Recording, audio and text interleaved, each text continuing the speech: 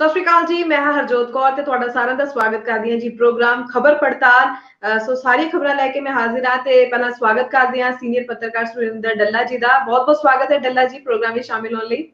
ਬਹੁਤ ਧੰਨਵਾਦ ਹਰਜੋਤ ਜੀ, ਤੁਹਾਡਾ ਵੀ ਦੁਨੀਆ ਭਰ ਦੇ ਪੰਜਾਬੀਆਂ ਦਾ, ਸਾਰੇ ਭਾਰਤੀਆਂ ਦਾ ਧੰਨਵਾਦ जी। सो खबरों की अगर शुरुआत की गल करिए तो एक खास खबर बहुत रहने वाली है कि दिल्ली तो खास तौर पर सुनेहा आ गया पंजाब के मुख्य मंत्री भगवंत मान जी के लिए घर खाली करने को कहा गया। ये केड़ा सुनेहा है ते केड़ा घर खाली करने को कहा गया, इसकी विस्तार च आपां चर्चा जरूर करांगे। ते दूसरी बहुत खास जो नजर बनी हुई है संगरूर जिमनी चोन दे उपर, उत्थे जो भगवंत मान जी दी भैन है मनप्रीत कौर दे नां दे पोस्टर लग गए ने ते पोस्टर किसने लगाए ने ते पोस्टरां विच की सुनेहा दिता जा रहा उसदे उपर चर्चा विस्तार विच अपने दर्शकां नाल सांझी करांगे।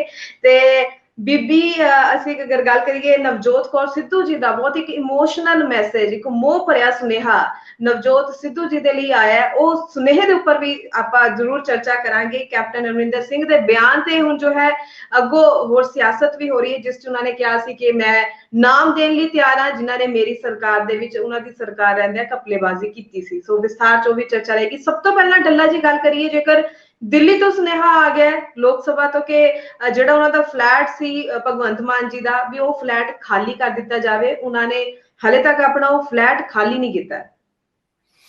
देखो, भगवंत मान जी की ईमानदारी ते कोई सवाल नहीं, मैं कदी नहीं चकदा जी। कई बारी हर व्यक्ति कंमां कारां च रुझिया हुंदा। देखो 14 मार्च नूं अस्तीफा दिता सी भगवंत मान जी ने, उस तो बाद उन्होंने तुहानूं पता है अमृतसर रोड शो भी किया आम आदमी पार्टी ने, फिर सौं भी चकनी सी 16 तरीक नूं सौं चक्की भगवंत मान जी ने। उस तो बाद भगवंत मान जी रुझेवियां च बहुत रहे ने, बिजी रहे ने भगवंत मान बहुत ज्यादा।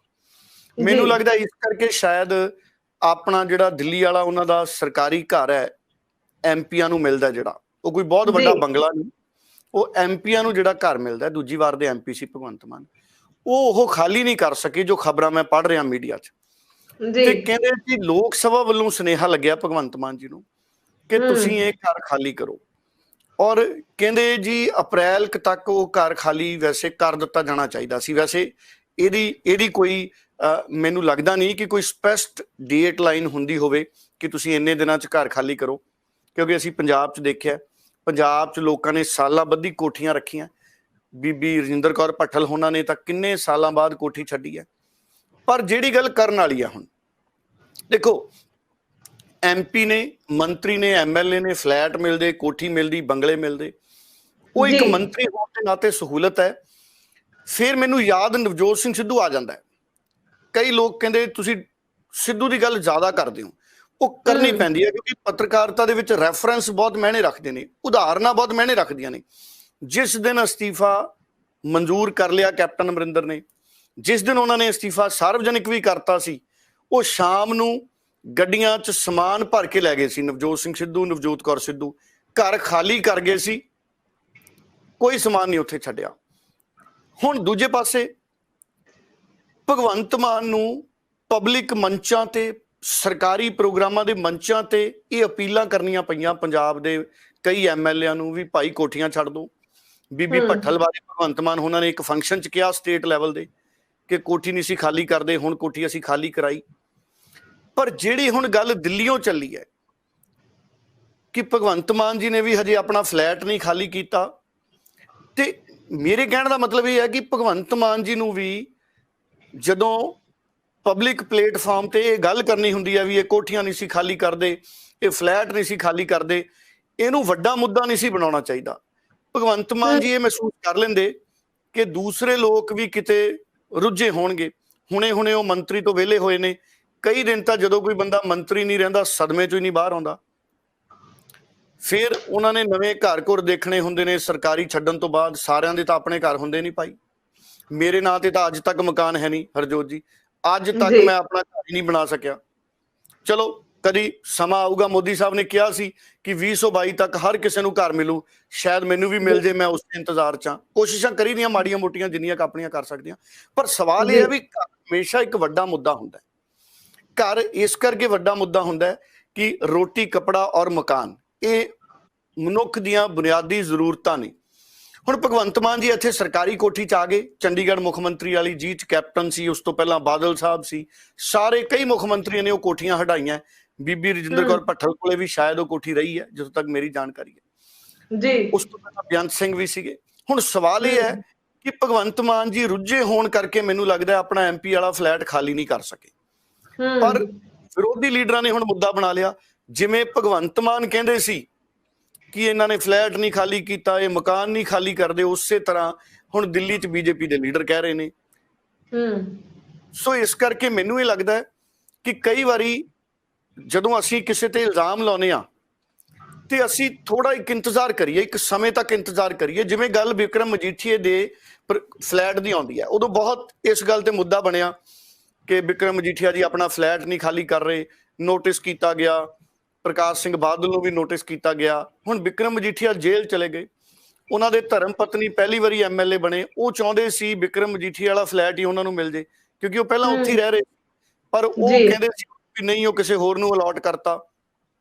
ਉਦੋਂ ਬਹੁਤ ਸਾਰੇ ਲੋਕਾਂ ਨੇ ਕਿਹਾ ਕਿ ਪਹਿਲੀ ਵਾਰੀ ਗਨੀਵ ਮਜੀਠੀਆ, ਉਹ ਵੀ ਸਾਡੇ ਭੈਣਾਂ ਦੇ ਬਰਾਬਰ ਨੇ, ਜਿਵੇਂ ਭਗਵੰਤ ਮਾਨ ਦੇ ਭੈਣ ਬੀਬੀ ਮਨਪ੍ਰੀਤ ਕੌਰ, ਉਹ ਵੀ ਸਾਡੇ ਲਈ ਭੈਣਾਂ ਦੇ ਬਰਾਬਰ। ਜਿਵੇਂ ਜਿਵੇਂ ਇੱਕ ਹੁੰਦਾ ਨਾ ਕਿ ਚਲੋ ਉਹ ਪਹਿਲਾਂ ਉੱਥੇ ਰਹਿ ਰਹੇ ਸੀ, ਹੁਣ ਉਹਨਾਂ ਦੇ ਪਤੀ MLA ਨਹੀਂ, ਉਹ ਆਪ MLA ਬਣ ਗਏ, ਤੇ ਚਲੋ ਇੱਕ ਕਟਸੀ ਹੁੰਦੀ ਹੈ ਕਿ ਚਲੋ ਤੁਸੀਂ ਇੱਥੇ ਰਹਿ ਲਓ। ਪਰ ਇਹ ਸਾਰੀਆਂ ਗੱਲਾਂ ਕੀਤੀਆਂ ਆਮ ਆਦਮੀ ਪਾਰਟੀ ਦੇ ਲੀਡਰਾਂ ਨੇ, ਜੰਮ ਕੇ ਸਿਆਸੀ ਬੇਇੱਜ਼ਤੀ ਕੀਤੀ, ਕਾਂਗਰਸੀਆਂ ਦੀ ਵੀ ਅਕਾਲੀਆਂ ਦੀ ਵੀ। ਇਹ ਉਹ ਸਿਆਸਤ ਹੈ, ਇਹ ਕਹਿੰਦੇ ਜੀ ਇਹੀ ਬਦਲਾਅ ਹੈ। ਪਰ ਹੁਣ ਲੋਕ ਸਭਾ ਤੋਂ ਜਿਹੜਾ ਸੁਨੇਹਾ ਆ ਗਿਆ ਭਗਵੰਤ ਮਾਨ ਜੀ ਦੇ ਫਲੈਟ ਵਾਲਾ, ਦੇਖੋ ਮੈਂ ਤਾਂ ਇਹ ਕਹੂੰਗਾ ਵੀ ਭਗਵੰਤ ਮਾਨ ਜੀ ਬਿਜ਼ੀ ਸੀ ਕਿਉਂਕਿ ਉਹ ਮੁੱਖ ਮੰਤਰੀ ਬਣ ਗਏ, ਇਸ ਕਰਕੇ ਨਹੀਂ ਛੱਡ ਸਕੇ ਹੋਣੇ। ਬਾਕੀ ਜੇ ਭਗਵੰਤ ਮਾਨ ਜੀ ਕੋਈ ਉਹਦੇ ਤੇ ਬਿਆਨ ਦੇ ਦੇਣਗੇ ਆਪਾਂ ਉਹ ਵੀ ਸੁਣ ਲਾਂਗੇ, ਪਰ ਵਿਰੋਧੀ ਭਗਵੰਤ ਮਾਨ ਜੀ ਨੂੰ ਉਸੇ ਤੱਕੜੀ 'ਚ ਤੋਲ ਰਹੇ ਨੇ। ਕਹਿੰਦੇ ਜਿਵੇਂ ਤੁਸੀਂ ਸਾਡੇ ਬਾਰੇ ਕਹਿ ਰਹੇ ਸੀ, ਜੇ ਹੁਣ ਅਸੀਂ ਤੁਹਾਨੂੰ ਕਹੀਏ ਤੇ ਤੁਹਾਨੂੰ ਕਿਹੋ ਜਿਹਾ ਮਹਿਸੂਸ ਹੋਏਗਾ। ਇਹ ਗੱਲ ਤਾਂ ਦੇਖੋ ਉਹਨਾਂ ਦੀ ਤਾੜੀ ਇੱਕ ਹੱਥ ਨਾਲ ਹੀ ਵੱਜਦੀ, ਤਾੜੀ ਦੋ ਹੱਥਾਂ ਨਾਲ ਹੀ ਵੱਜਦੀ ਹੈ, ਪਰ ਕਈ ਵਾਰੀ ਵਕਤ ਵਿਚਾਰ ਲੈਣਾ ਚਾਹੀਦਾ, ਕਿਸੇ ਦੇ ਦੁੱਖ ਤੇ ਤਾੜੀ ਨਹੀਂ ਮਾਰਨੀ ਚਾਹੀਦੀ। ਮੈਨੂੰ ਇਹ ਲੱਗਦਾ। ਬਿਲਕੁਲ ਸਹੀ ਗੱਲ ਤੁਸੀਂ ਕਹੀ ਹੈ। ਸੋ ਅੱਗੋਂ ਗੱਲ ਕਰੀਏ ਤਾਂ ਜੋ ਅਸੀਂ ਸੰਗਰੂਰ ਜ਼ਿਮਨੀ ਚੋਣ ਦੇ ਲਈ ਗੱਲ ਕਰੀਏ, 28 ਦਿਨ ਰਹਿ ਗਏ ਨੇ ਤੇ ਹਰ ਰੋਜ਼ ਇੱਕ ਨਵਾਂ ਮੋੜ ਵੀ ਜ਼ਰੂਰ ਦੇਖਣ ਨੂੰ ਮਿਲਿਆ। ਹਾਲਾਂਕਿ ਅਗਰ ਅਸੀਂ ਬਾਕੀ ਪਾਰਟੀਆਂ ਦੀ ਗੱਲ ਕਰੀਏ, ਕਾਂਗਰਸ ਦੀ ਗੱਲ ਕਰ ਲਈਏ, ਭਾਜਪਾ ਦੀ, ਸ਼੍ਰੋਮਣੀ ਅਕਾਲੀ ਦਲ ਦੀ, ਕੋਈ ਖਾਸ ਨਾਮ ਅੱਗੇ ਹਾਲੇ ਤੱਕ ਨਹੀਂ ਆ ਰਹੇ ਨੇ, ਪਰ ਖਾਸ ਤੌਰ ਤੇ ਨਜ਼ਰ ਅਗਰ ਅਸੀਂ ਆਮ ਆਦਮੀ ਪਾਰਟੀ ਉੱਪਰ ਬਣਾਈਏ ਤਾਂ ਮਨਪ੍ਰੀਤ ਕੌਰ ਦਾ ਨਾਮ ਲਗਾਤਾਰ ਅੱਗੇ ਆ ਰਿਹਾ ਹੈ, ਭਗਵੰਤ ਮਾਨ ਦੀ ਜੋ ਭੈਣ ਨੇ। ਤੇ ਪੋਸਟਰ ਜੋ ਹੈ ਸੰਗਰੂਰ ਦੇ ਵਿੱਚ ਹੁਣ ਦਿਖ ਰਹੇ ਨੇ, ਜੋ ਕਿ ਆਮ ਆਦਮੀ ਪਾਰਟੀ ਦੇ ਜੋ ਵਲੰਟੀਅਰ ਨੇ ਉਹਨਾਂ ਵੱਲੋਂ ਹੀ ਲਗਾਏ ਗਏ ਨੇ, ਜਿਸ ਵਿੱਚ ਲਿਖਿਆ ਜਾਂਦਾ ਹੈ ਕਿ ਸਾਡੀ ਭੈਣ ਬਣੇਗੀ ਸੰਗਰੂਰ ਦੀ MP। ਉੱਥੋਂ ਦੀ ਜਨਤਾ ਇਹ ਲਿਖਦੀ, ਪੋਸਟਰ ਲਗਾਉਂਦੀ ਤਾਂ ਇੱਕ ਗੱਲ ਅਲੱਗ ਲੱਗਦੀ ਹੈ, ਪਰ ਖੁਦ ਦੇ ਹੀ ਵਲੰਟੀਅਰ, ਪਾਰਟੀ ਦੇ ਵਲੰਟੀਅਰ ਇਹ ਚੀਜ਼ ਲਿਖਦੇ ਨੇ। ਹਮੇਸ਼ਾ ਆਮ ਆਦਮੀ ਪਾਰਟੀ ਵੱਲੋਂ ਪਰਿਵਾਰਵਾਦ ਦਾ ਵਿਰੋਧ ਕੀਤਾ ਗਿਆ, ਬਾਕੀ ਪਾਰਟੀਆਂ ਨੂੰ ਇਸੇ ਚੀਜ਼ ਨੂੰ ਲੈ ਕੇ ਮੁੱਦਾ ਚੱਕਿਆ ਗਿਆ, ਤੇ ਹੁਣ ਅਗਰ ਉਹਨਾਂ ਦੀ ਭੈਣ ਨੂੰ, ਮੁੱਖ ਮੰਤਰੀ ਦੀ ਭੈਣ ਨੂੰ ਉੱਥੇ ਭੇਜਿਆ ਜਾਂਦਾ ਹੈ ਸੰਗਰੂਰ ਚੋਣ ਲੜਨ ਲਈ, ਤਾਂ ਉਹ ਵੀ ਇੱਕ ਪਰਿਵਾਰਵਾਦ ਦਾ ਹਿੱਸਾ ਹੋ ਜਾਂਦਾ ਹੈ। ਕੀ ਤੁਹਾਨੂੰ ਲੱਗਦਾ ਹੈ ਕਿ ਭਗਵੰਤ ਮਾਨ ਜੋ ਨੇ ਉਹ ਇਸ ਗੱਲ ਨੂੰ ਮੰਨਣਗੇ ਤੇ ਆਪਣੀ ਭੈਣ ਨੂੰ ਜ਼ਰੂਰ ਇਸ ਚੋਣਾਂ ਦੇ ਲਈ ਭੇਜਣਗੇ, ਸੰਗਰੂਰ ਜ਼ਿਮਨੀ ਚੋਣ ਲਈ? ਦੇਖੋ ਮੈਨੂੰ ਇਹ ਲੱਗਦਾ ਹੈ ਕਿ ਹੋਰ ਜੋ ਮਰਜ਼ੀ ਹੋ ਸਕਦਾ ਹੈ, ਭਗਵੰਤ ਮਾਨ ਆਪਣੇ ਉੱਪਰ ਪਰਿਵਾਰਵਾਦ ਦਾ ਦਾਗ ਨਹੀਂ ਲੱਗਣ ਦੇਣਗੇ। ਮੈਨੂੰ ਨਹੀਂ ਲੱਗਦਾ ਕਿ ਭਗਵੰਤ ਮਾਨ ਇਸ ਗੱਲ ਲਈ ਮੰਨਣਗੇ ਕਿ ਉਹਨਾਂ ਦੇ ਭੈਣ ਚੋਣ ਮੈਦਾਨ ਦੇ ਵਿੱਚ ਉਤਰਨ।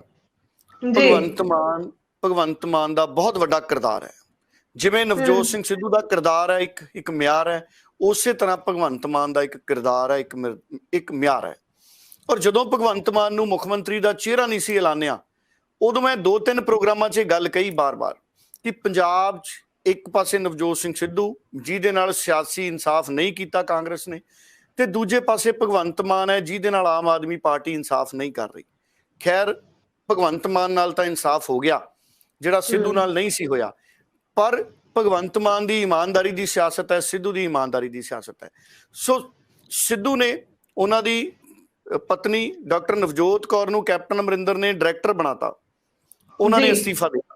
ਸਿੱਧੂ ਦੇ ਪੁੱਤਰ ਨੂੰ ਐਡੀਸ਼ਨਲ ਐਡਵੋਕੇਟ ਜਨਰਲ ਮੇਰਾ ਖਿਆਲ ਅਪਾਇੰਟ ਕਰਤਾ ਸੀ, ਉਹਨਾਂ ਨੇ ਅਸਤੀਫਾ ਦਿੱਤਾ ਜੀ। ਤੇ ਜੇ ਭਗਵੰਤ ਮਾਨ ਦੇ ਭੈਣ, ਸਾਡੀ ਵੀ ਭੈਣ ਬੀਬੀ ਮਨਪ੍ਰੀਤ ਕੌਰ ਬਾਰੇ ਪੋਸਟਰ ਲਾ ਰਹੇ ਨੇ ਆਪ ਦੇ ਵਲੰਟੀਅਰ, ਉਹ ਉਹਨਾਂ ਦਾ ਸਤਿਕਾਰ ਹੋ ਸਕਦਾ ਹੈ, ਕਿਉਂਕਿ ਬੀਬੀ ਮਨਪ੍ਰੀਤ ਕੌਰ ਬਾਰੇ ਜੋ ਮੈਂ ਪਤਾ ਕੀਤਾ ਹੈ, ਉਹ ਉਹਨਾਂ ਦੀ ਬੜੀ ਪ੍ਰਭਾਵੀ ਬੋਲਣ ਸ਼ੈਲੀ ਹੈ, ਬੜਾ ਉਹ ਵੀ ਮਿੱਠਾ ਬੋਲਦੇ ਨੇ, ਸੂਝਵਾਨ ਨੇ, ਪੜ੍ਹੇ ਲਿਖੇ ਨੇ, ਪਹਿਲਾਂ ਅਧਿਆਪਕ ਵੀ ਰਹੇ ਨੇ।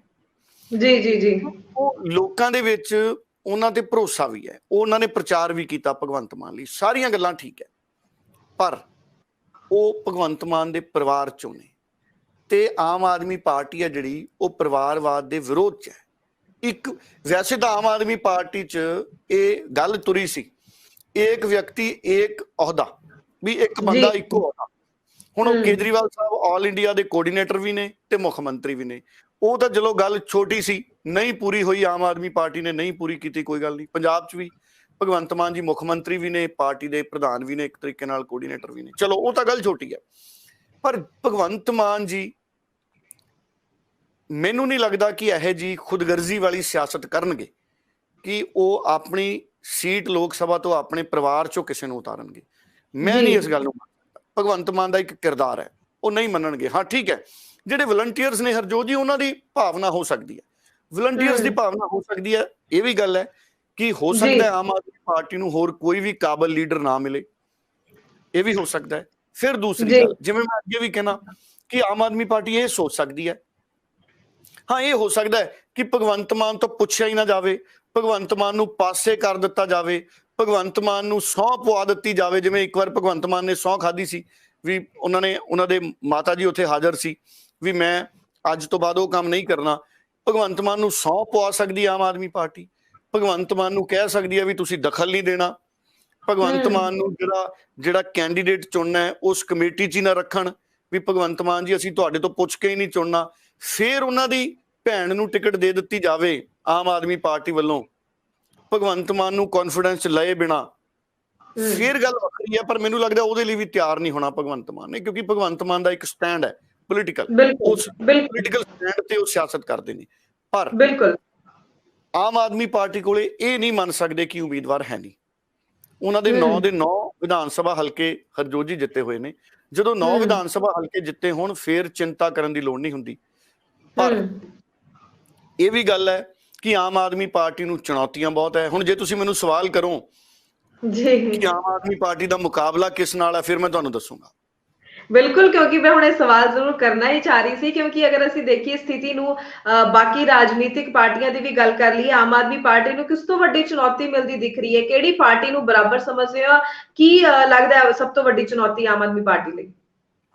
ਦੇਖੋ, ਮੇਰਾ ਸੋਚਣ ਦਾ ਨਜ਼ਰੀਆ ਵੱਖਰਾ ਹੋ ਸਕਦਾ ਬਹੁਤ ਸਾਰੇ ਸਾਡੇ ਨਾਗਰਿਕਾਂ ਨੂੰ ਪਸੰਦ ਨਾ ਹੋਵੇ, ਤੁਸੀਂ ਵੀ ਆਪਣਾ ਪੱਖ ਭੇਜ ਸਕਦੇ ਹੋ, ਉਹਦਾ ਵੀ ਸਤਿਕਾਰ ਹੈ।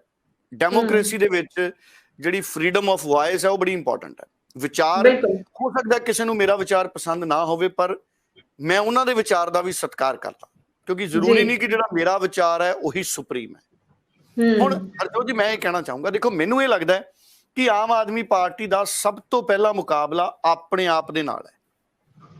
ਆਮ ਆਦਮੀ ਪਾਰਟੀ ਦਾ ਮੁਕਾਬਲਾ ਆਪਣੇ ਆਪ ਨਾਲ ਮਤਲਬ ਲੋਕਾਂ ਨਾਲ ਹੈ। ਦੂਸਰੇ ਨੰਬਰ ਤੇ ਬੀਜੇਪੀ ਨਾਲ ਹੈ ਤੇ ਤੀਸਰੇ ਨੰਬਰ ਤੇ ਬਾਕੀ ਸਾਰੇ ਹੀ ਨੇ, ਕੋਈ ਇੱਕ ਪਾਰਟੀ ਨਹੀਂ, ਸਾਰੇ ਇੱਕੋ ਜਿੱਕੇ ਨੇ। ਔਰ ਉਹ ਸਾਰੇ ਇੱਕੋ ਜਿੱਕਿਆਂ ਚੋਂ ਸਭ ਤੋਂ ਮੂਹਰੇ ਸਿਮਰਨਜੀਤ ਸਿੰਘ ਮਾਨ ਖੜੇ ਨੇ। ਉਹਨਾਂ ਦੇ ਇੱਕ ਪਾਸੇ ਅਕਾਲੀ ਦਲ ਖੜਾ ਹੈ, ਇੱਕ ਪਾਸੇ ਕਾਂਗਰਸ ਖੜਾ ਹੈ, ਇੱਕ ਪਾਸੇ ਢੀਂਡਸਾ ਸਾਹਿਬ ਦੀ ਪਾਰਟੀ ਖੜੀ ਹੈ। ਉਹ ਆਪਸ ਚ ਸਮਰਥਨ ਕਰਨ ਨਾ ਕਰਨ ਉਹ ਗੱਲ ਵੱਖਰੀ ਹੈ, ਚਲੋ ਕਾਂਗਰਸ ਤਾਂ ਨਹੀਂ ਕਰੂਗੀ ਸਿਮਰਨਜੀਤ ਸਿੰਘ ਮਾਨ ਨੂੰ। ਪਰ ਆਮ ਆਦਮੀ ਪਾਰਟੀ ਦਾ ਆਪਣੇ ਆਪ ਨਾਲ ਮੁਕਾਬਲਾ ਇਸ ਕਰਕੇ ਹੈ ਕਿ ਆਮ ਆਦਮੀ ਪਾਰਟੀ ਪਿਛਲੇ ਸਮਿਆਂ 'ਚ ਮੈਂ ਦੇਖਿਆ ਸੰਗਰੂਰ ਬਰਨਾਲਾ ਜਿਹੜਾ ਹੈ, ਬਰਨਾਲਾ ਵੀ ਜ਼ਿਲ੍ਹਾ ਹੈ ਹੁਣ ਬਰਨਾਲਾ ਪੰਜਾਬ 'ਚ ਧਰਨਿਆਂ ਦੀ ਨਵੀਂ ਰਾਜਧਾਨੀ ਬਣ ਗਿਆ। ਔਰ ਬਰਨਾਲਾ ਦੇ ਲੋਕ ਕਾਫੀ ਔਖੇ ਵੀ ਨੇ ਇਸ ਗੱਲ ਤੋਂ, ਵੀ ਆਏ ਦਿਨ ਪ੍ਰਦਰਸ਼ਨ ਬਾਜ਼ਾਰਾਂ 'ਚ ਨਿਕਲਦੇ ਨੇ, ਪ੍ਰੋਟੈਸਟ ਪੱਕੇ ਟੈਂਟ ਲਾਤੇ। ਸਾਰੀਆਂ ਅਧਿਆਪਕ ਜਥੇਬੰਦੀਆਂ, ਕਈ ਮੁਲਾਜ਼ਮ ਜਥੇਬੰਦੀਆਂ, ਬਰਨਾਲੇ ਨੂੰ ਧਰਨੇ ਦਾ ਉਹਨਾਂ ਨੇ ਸਟੇਸ਼ਨ ਬਣਾਤਾ। ਪਹਿਲਾਂ ਮੇਰੇ ਜ਼ਿਲ੍ਹੇ ਸੰਗਰੂਰ 'ਚ ਲੱਗਦੇ ਹੁੰਦੇ ਸੀ ਧਰਨੇ, ਉਹ ਬਰਨਾਲਾ ਵੀ ਮੇਰਾ ਹੀ ਹੈ, ਮੈਂ ਬਰਨਾਲੇ ਮੇਰੇ ਨਾਨਕੇ ਨੇ, ਸੰਗਰੂਰ ਮੇਰੇ ਦਾਦਕੇ ਨੇ। ਸੋ ਸੰਗਰੂਰ 'ਚ ਮੈਂ ਜਿਹੜੇ ਸਾਡੇ ਰਿਸ਼ਤੇਦਾਰ ਨੇ ਸਾਰੇ, ਤੇ ਉਹ ਵੀ ਕੱਟੜ ਫੈਨ ਨੇ ਆਮ ਆਦਮੀ ਪਾਰਟੀ ਦੇ। ਹੁਣ ਉਹਨਾਂ ਨਾਲ ਵੀ ਜਦੋਂ ਗੱਲ ਕਰਦਾ ਨਾ, ਉਹ ਵੀ ਇੱਕ ਗੱਲ ਤੋਂ ਤਿੜਕਦੇ ਨੇ, ਕਹਿੰਦੇ ਭਗਵੰਤ ਮਾਨ ਨਾਲ ਸਾਨੂੰ ਕੋਈ ਗਿਲਾ ਨਹੀਂ, ਉਹ ਖਰਾ ਸੋਨਾ ਹੈ। ਪਰ ਜਿਹੜੇ ਵਾਅਦੇ ਆਮ ਆਦਮੀ ਪਾਰਟੀ ਨੇ ਕੀਤੇ ਸੀ ਉਹ ਕਦੋਂ ਕੁ ਪੂਰੇ ਕਰਨਗੇ? ਉਹ ਉੱਥੇ ਆ ਕੇ ਸਵਾਲ ਹੁੰਦਾ। ਫਿਰ ਜਿਹੜੀ ਬਿਜਲੀ ਵਾਲੀ ਗੱਲ ਸੀ, ਦੇਖੋ ਪਹਿਲੀ ਵਾਰੀ ਮੈਂ ਬਰਨਾਲੇ ਤੇ ਸੰਗਰੂਰ 'ਚ ਦੇਖਿਆ, ਮਾਨਸਾ 'ਚ ਵੀ ਸ਼ਾਇਦ ਮੈਂ ਦੇਖਿਆ, ਅਸੀਂ ਖਬਰ ਵੀ ਲਾਈ ਸੀ। ਉਹ ਜਿਹੜਾ ਜਨਰਲ ਵਰਗ ਹੈ ਨਾ, ਉਹ ਕਿਤੇ ਨਾ ਕਿਤੇ ਨਾਰਾਜ਼ ਰਿਹਾ ਬਿਜਲੀ ਵਾਲੇ ਮਾਮਲੇ ਤੋਂ। ਉਹ ਚਾਹੁੰਦੇ ਸੀ ਕਿ ਜੇ ਮੁਫਤ ਬਿਜਲੀ ਹੈ 300 ਯੂਨਿਟ ਤਾਂ ਸਾਰੇ ਭਾਈਚਾਰਿਆਂ ਨੂੰ ਕਰ ਦਿਓ, ਤੇ ਜੇ ਬਿੱਲ ਆਉਣਾ ਤਾਂ 300 ਤੋਂ ਬਾਅਦ ਲਾਓ, ਜਿਵੇਂ ਤੁਹਾਡੇ ਬਹੁਤ ਸਾਰੇ ਲੀਡਰ ਕਹਿੰਦੇ ਸੀ। ਤੇ ਹੁਣ ਜਦੋਂ 300 ਤੋਂ ਬਾਅਦ ਸਾਰੀਆਂ ਯੂਨਿਟਾਂ ਦਾ ਹੀ ਦੇਣਾ ਪੈਣਾ ਹੈ, ਉਹਦੇ ਤੋਂ ਲੋਕ ਨਾਰਾਜ਼ ਨੇ। ਲੋਕ ਕਹਿੰਦੇ ਇਹ ਸਹੂਲਤ ਕਾਹਦੀ ਹੋਈ। ਹੋ ਸਕਦਾ ਹੈ ਕਿ ਇਹ ਸਹੂਲਤ ਸਹੀ ਹੋਵੇ, ਇਹ ਤਾਂ ਜਦੋਂ ਬਿੱਲ ਆਉਣਗੇ ਫਿਰ ਪਤਾ ਲੱਗੂਗਾ ਹਰਜੋਤ ਜੀ। ਪਰ ਬਿਜਲੀ ਸ਼ੁਰੂ ਹੋਣੀ ਹੈ 1 ਜੁਲਾਈ ਤੋਂ, ਤੇ ਜਿਹੜੀਆਂ ਵੋਟਾਂ ਪੈ ਰਹੀਆਂ ਨੇ ਉਹ ਪੈ ਰਹੀਆਂ ਨੇ 23 ਜੂਨ ਨੂੰ। ਸੋ ਜੁਲਾਈ ਤੋਂ ਪਹਿਲਾਂ ਹੀ ਕੰਮ ਸ਼ੁਰੂ ਹੋ ਗਿਆ। ਮੁਫਤ ਬਿਜਲੀ ਦੇ ਐਲਾਨ ਤੋਂ ਪਹਿਲਾਂ ਹੀ ਵੋਟਾਂ ਆ ਗਈਆਂ। ਇੰਨੀ ਉਮੀਦ ਆਮ ਆਦਮੀ ਪਾਰਟੀ ਨੂੰ ਵੀ ਨਹੀਂ ਹੋਣੀ ਵੀ ਚੋਣ ਕਮਿਸ਼ਨ ਜੂਨ 'ਚ ਕਰਾ ਦੂਗਾ। 14 ਮਾਰਚ ਨੂੰ ਦਿੱਤਾ ਭਗਵੰਤ ਮਾਨ ਨੇ। 14 ਮਾਰਚ ਤੋਂ 14 ਅਪ੍ਰੈਲ 1 ਮਹੀਨਾ, 14 ਅਪ੍ਰੈਲ ਤੋਂ 14 ਮਈ 2 ਮਹੀਨੇ, 14 ਮਈ ਤੋਂ 14 ਜੂਨ 3 ਮਹੀਨੇ ਜੀ, ਤੇ ਉੱਪਰੋਂ 23 ਜੂਨ 3 ਮਹੀਨੇ, 10 ਦਿਨਾਂ ਦੇ ਵਿੱਚ ਵੋਟਾਂ ਆ ਗਈਆਂ। ਅਪ੍ਰੈਲ, ਮਈ, ਜੂਨ। ਸੋ ਜਿੰਨੀ ਉਮੀਦ ਸੀ ਆਮ ਆਦਮੀ ਪਾਰਟੀ ਨੂੰ ਕਿ 1 ਜੁਲਾਈ ਤੋਂ ਅਸੀਂ ਬਿੱਲ ਮਾਫ ਕਰ ਦਿੰਦੇ ਹਾਂ, ਉਸ ਤੋਂ ਬਾਅਦ ਵੋਟਾਂ ਪੈਣਗੀਆਂ, ਸਾਨੂੰ ਲਾਹਾ ਮਿਲ ਜੂ, ਉਹ ਚੀਜ਼ ਇੱਕ ਚੁਣੌਤੀ ਹੈ। ਫਿਰ 1000 ਰੁਪਏ ਖਾਤੇ 'ਚ ਨਹੀਂ ਆ ਰਹੇ। ਫਿਰ ਬਿਜਲੀ ਮਿਲੀ ਨਹੀਂ। ਪਿਛਲੇ ਦਿਨਾਂ ਦੇ ਵਿੱਚ ਲੋਕਾਂ ਨੇ ਧਰਨੇ ਬਹੁਤ ਲਾਏ, ਲੋਕ ਔਖੇ ਬਹੁਤ ਰਹੇ। ਫਿਰ ਸਾਡੇ ਕਿਸਾਨਾਂ ਦੇ ਬਹੁਤ ਸਾਰੇ ਮਸਲੇ ਲਟਕੇ ਪਏ ਨੇ, ਕਈ ਪੂਰੇ ਹੋ ਗਏ। ਹੁਣ ਝੋਨਾ ਲੱਗਣਾ ਸ਼ੁਰੂ ਹੋ ਜਾਣਾ 14 ਜੂਨ ਤੋਂ। ਹੁਣ 14 ਜੂਨ ਤੋਂ ਝੋਨਾ ਲੱਗਣਾ, ਜਾਂ ਤਾਂ ਪੂਰੇ ਪੰਜਾਬ ਦੀ ਬੱਤੀ ਸੰਗਰੂਰ 'ਚ ਹੀ ਦਿੱਤੀ ਜਾਣੀ ਹੈ, ਵੀ ਸੰਗਰੂਰ 'ਚ 1 ਮਿੰਟ ਦਾ ਕੱਟ ਨਾ ਲੱਗੇ ਕਿਉਂਕਿ ਉੱਥੇ ਵੋਟਾਂ ਹੈ। ਪਰ ਸੰਗਰੂਰ ਜ਼ਿਲ੍ਹੇ 'ਚ ਕੋਡ ਆਫ ਕੰਡਕਟ ਲੱਗ ਜਾਣਾ ਇਲੈਕਸ਼ਨ ਦੇ ਦਿਨਾਂ 'ਚ। ਜਦੋਂ ਜ਼ਿਮਨੀ ਚੋਣ ਹੁੰਦੀ ਹੈ ਉਹ ਤਾਂ ਲੱਗ ਗਿਆ। ਜਦੋਂ ਇਲੈਕਸ਼ਨ ਦੀ ਅਨਾਉਂਸਮੈਂਟ ਹੋ ਗਈ ਹੈ, ਮੇਰੇ ਖਿਆਲ ਮੁਤਾਬਕ ਤਾਂ ਕੋਡ ਆਫ ਕੰਡਕਟ ਲੱਗ ਗਿਆ ਸੰਗਰੂਰ 'ਚ। ਹੁਣ ਚੋਣ ਜ਼ਾਬਤਾ ਲੱਗ ਗਿਆ ਮੇਰੇ ਖਿਆਲ ਨਾਲ, ਕਿਉਂਕਿ ਜਦੋਂ ਅਨਾਉਂਸਮੈਂਟ ਹੋ ਗਈ। ਹੁਣ ਫਿਰ ਵੀ ਇਹਨੂੰ ਤਕਨੀਕੀ ਤੌਰ ਤੇ ਚੈੱਕ ਕਰ ਲਾਂਗੇ। ਹੁਣ ਸੰਗਰੂਰ ਨੂੰ ਆਊਟ ਆਫ ਦਾ ਵੇ ਜਾ ਕੇ ਸਹੂਲਤ ਨਹੀਂ ਦਿੱਤੀ ਜਾਣੀ, ਜੋ ਸਾਰੇ ਪੰਜਾਬ ਨੂੰ ਮਿਲਣੀ ਉਹੀ ਸੰਗਰੂਰ ਨੂੰ ਮਿਲਣੀ। ਹੁਣ ਕੋਈ ਖਾਸ ਐਲਾਨ ਨਹੀਂ ਕੀਤਾ ਜਾਣਾ। ਇਸ ਕਰਕੇ ਇਹ ਹੁਣ ਬੜੀ ਇਹਦਾ ਮਤਲਬ ਹੈ ਕਿ ਆਮ ਆਦਮੀ ਪਾਰਟੀ ਨੂੰ ਹੁਣ ਆਪਣੇ ਲੋਕਾਂ ਦੇ ਨਾਲ ਹੀ ਮੁਕਾਬਲਾ ਹੈ ਕਿ ਉਹ ਲੋਕ, ਹਾਂ, ਜਿਹੜਾ ਵਿਜੇ ਸਿੰਗਲਾ ਉਹਨਾਂ ਦੇ ਉੱਤੇ ਇਹਨਾਂ ਨੇ ਸਰਜੀਕਲ ਅਟੈਕ ਕਰਤਾ ਕਰਪਸ਼ਨ ਦੇ ਮਾਮਲੇ ਦਾ, ਉਹਦਾ ਫਾਇਦਾ ਜ਼ਰੂਰ ਮਿਲਿਆ ਭਗਵੰਤ ਮਾਨ ਨੂੰ। ਦੇਖੋ ਆਮ ਆਦਮੀ ਪਾਰਟੀ ਨੂੰ ਮਿਲਣੇ ਆ, ਇੱਕ ਤਾਂ ਭਗਵੰਤ ਮਾਨ ਦੇ ਮੁੱਖ ਮੰਤਰੀ ਹੋਣ ਦਾ, ਭਗਵੰਤ ਮਾਨ ਦੇ ਸੰਗਰੂਰ ਦੇ ਹੋਣ ਦਾ, ਔਰ ਭਗਵੰਤ ਮਾਨ ਦੇ ਕਰਪਸ਼ਨ ਦੇ ਖਿਲਾਫ ਹੋਣ ਦਾ। ਇਹ ਤਾਂ ਵੱਡੇ ਫਾਇਦੇ ਮਿਲਨੇ ਆ। ਬਾਕੀ ਜਿਹੜੇ ਮੁੱਦੇ ਨੇ ਕਿੰਨਾ ਕੁ ਪ੍ਰਭਾਵ ਪਾਉਂਦੇ ਨੇ ਹਰਜੋਤ ਜੀ, ਉਹ ਵਕਤ ਦੱਸੂਗਾ ਜੀ। ਪਰ ਇੱਕ ਛੋਟਾ ਜਿਹਾ ਆਪਾਂ ਅੰਦਾਜ਼ਾ ਲਗਾਉਣ ਦੀ ਕੋਸ਼ਿਸ਼ ਕਰੀਏ, ਮਨਪ੍ਰੀਤ ਕੌਰ ਦੇ ਨਾਮ ਤੇ ਮੈਂ ਦੁਬਾਰਾ ਸਵਾਲ ਹਾਲਾਂਕਿ ਕਰ ਰਹੀ ਹਾਂ, ਕਿੰਨੇ ਕੁ ਚਾਂਸਿਸ ਤੁਹਾਨੂੰ ਬਣਦੇ ਦਿਖਦੇ ਨੇ ਕਿ ਆਮ ਆਦਮੀ ਪਾਰਟੀ ਵੱਲੋਂ ਭਗਵੰਤ ਮਾਨ ਦੀ ਭੈਣ ਮਨਪ੍ਰੀਤ ਕੌਰ ਨੂੰ ਉੱਥੇ ਉਤਾਰਿਆ ਜਾਏਗਾ? ਅਗਰ ਮਨਪ੍ਰੀਤ ਕੌਰ ਨਹੀਂ ਤਾਂ ਫਿਰ ਕਿਸ ਦਾ ਨਾਮ ਹੋ ਸਕਦਾ ਹੈ ਇੱਥੇ? ਇਹੀ ਵੱਡੀ ਗੱਲ ਹੈ। ਅਗਰ ਦੇਖੋ, ਅਗਰ ਮਨਪ੍ਰੀਤ, ਦੇਖੋ ਆਮ ਆਦਮੀ ਪਾਰਟੀ ਅਗਰ ਜਿੱਤੇਗੀ ਤਾਂ ਫਿਰ ਕੋਈ ਵੀ ਖੜ ਜੇ ਜਿੱਤ ਜੇਗਾ।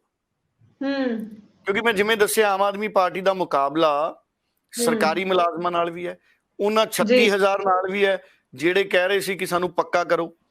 ਕੀ 23 ਜੂਨ ਤੋਂ ਪਹਿਲਾਂ ਉਹ 36,000 ਪੱਕੇ ਹੋ ਜਾਣਗੇ?